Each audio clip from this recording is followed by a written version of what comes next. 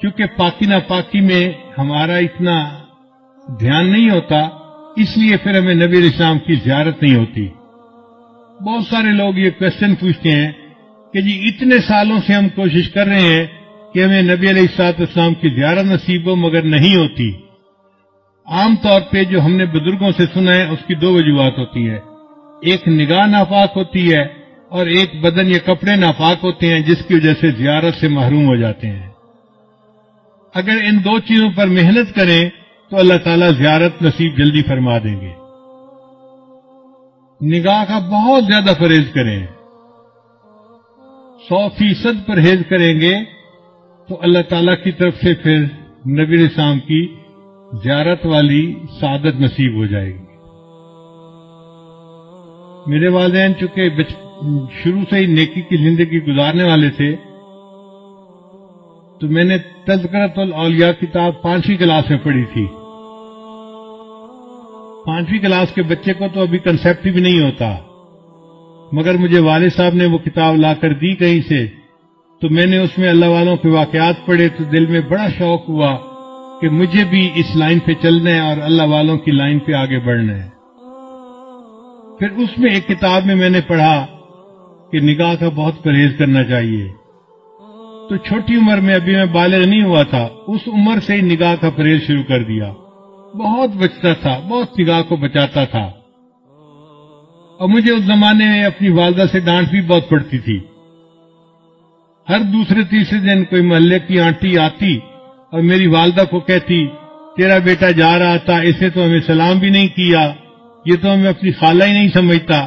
اور امی مجھے بلا لیتی تھی، بیٹا وہ تو نے اپنی خالہ کو سلام کیوں نہیں کیا، یہ تو میری کلاس فیلو تھی، یہ تو میری سہیلی تھی، ہم بچپن کی دوست ہیں، تم سلام تو کرتے۔ اور مجھے پتہ بھی نہیں ہوتا تھا کہ یہ آنٹی کہاں گزری تھی اور کہاں اس کو سلام کرنا تھا۔ تو میں آگے سے ایک بار کہتا تھا، امی آنٹی سے یہ پوچھو کیا میں نے اس کی طرف دیکھا تھا؟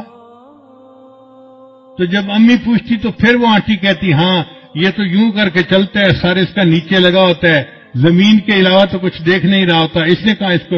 میں نے کہا امی مجھے یہ بھی نہیں پتا میرے پاس سے مرد گزرا ہے یا عورت گزری ہے، میں کس کو سلام کرتا؟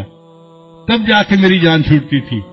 لیکن اندر اندر مجھے بہت غصہ آتا تھا ان آنٹیوں پہ، سارا محلہ خالہ بنا ہوا ہے، سارا محلہ آنٹی بنا ہوا ہے، اور بس ان کو سلام ہی کرو چلتے ہوئے۔ لیکن نگاہ کی اتنی حفاظت کا بہت فائدہ ہوا۔ مجھے آتے جاتے جوتوں کی آواز سے پتہ چلتا تھا کہ قریب سے کون گزر رہا ہے۔ عام طور پہ مردوں کے جوتوں کی آواز اور ہوتی ہے اور عورتوں کے جوتوں کی آواز ڈیفرنٹ ہوتی ہے، اس سے اندازہ ہو جاتا تھا کہ قریب سے گزرا کون ہے، ورنہ کپڑا بھی نہیں دیکھتے تھے کہ قریب گزرنے والا کون تھا۔ اتنی نظر کی حفاظت کرنی ہوتی تھی۔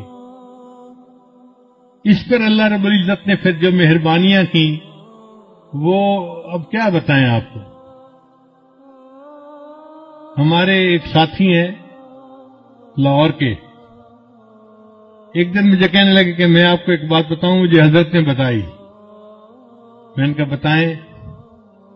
کہنے لگے کہ حضرت نے مجھے بتایا کہ دیکھو اس وقت آپ کسی مسجد میں کھڑے تھے، آپ کی طرف اشارہ کر کے حضرت نے کہا کہ اس بچے کو اس وقت 100 سے زیادہ مرتبہ نبی علیہ السلام کی زیارت ہو چکی ہے۔ میں سن کے حیران ہو گیا، اور حیرت مجھے اس کی تھی کہ پتہ اس کو کیسے چلا۔ اس نے کہا جی کہ مجھے حضرت نے یہ بات بتائی تھی، شیخ نے یہ بات بتائی تھی۔ تو نگاہ کی حفاظت کا پھر یہ فائدہ ہوا کہ اللہ تعالیٰ نے 30 سال کی عمر سے پہلے 100 سے زیادہ مرتبہ نبی السلام کی زیارت نصیب فرما دی۔